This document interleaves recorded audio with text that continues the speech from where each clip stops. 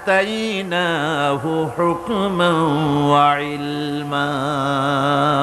আমি লূতকে আমার পক্ষ থেকে জ্ঞান দান করেছি, হিকমত দিয়েছি, বিজ্ঞান শিক্ষা দিয়েছি, আমি তাকে ইলম দান করেছি। সুবহানাল্লাহ, আমি তাকে ইলম দিয়েছি। মুসা আলাইহিস সালাম সম্পর্কে আল্লাহ পাক বলেন, ওয়ালাম্মা বালাগা আশুদ্দাহু ওয়াস্তাওয়া আতাইনাহু হুকমান ওয়া ইলমা।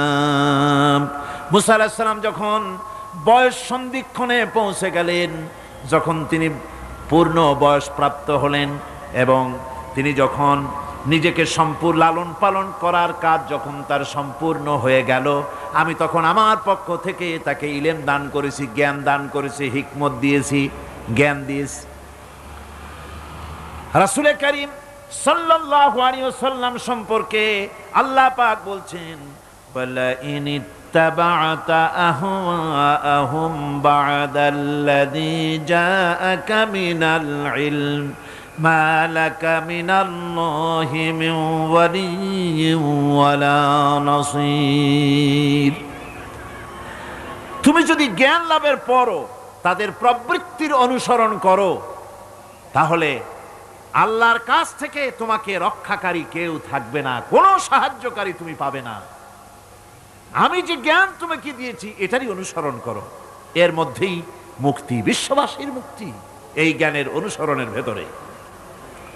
প্রত্যেক জাতির জন্য আল্লাহ রাব্বুল আলামিন নিজের পক্ষ থেকে রাসূল পাঠিয়েছেন। আল্লাহ পাক বলেছেন, ওয়ালিকুল্লি উম্মাতির রাসূল, প্রত্যেক জাতির জন্য আমি রাসূল প্রেরণ করেছি।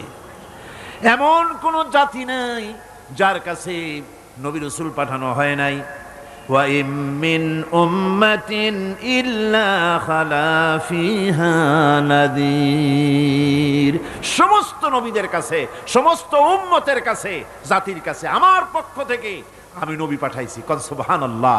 কেউ যেন বলতে পারে না যে আমরা আল্লাহর পক্ষ থেকে কোনো দাওয়াত পাই নাই, আল্লাহর পক্ষ থেকে সত্যকে চেনার কোনো রাস্তা পাই নাই। এই জন্য প্রত্যেক নবীদের, প্রত্যেক উম্মতের জন্য, জাতির জন্য আল্লাহ সুবহানাহু ওয়া তাআলা তিনি নবী পাঠিয়েছেন নিজের পক্ষ থেকে, হেদায়েত পাঠিয়েছেন নিজের পক্ষ থেকে। এই নবীদেরকে পাঠাবার উদ্দেশ্য কি ছিল? কোরআনে কারিমে আল্লাহ পাক বলেন, আমাদের নবীকে আল্লাহ পাক ডেকে বলছেন, আলিফ লাম রা কিতাবুন আনজালনাহু ইলাইকা লিতুখরিজান নাস মিনাজ যুলুমাতি ইলান নূর। আলিফ লাম রা,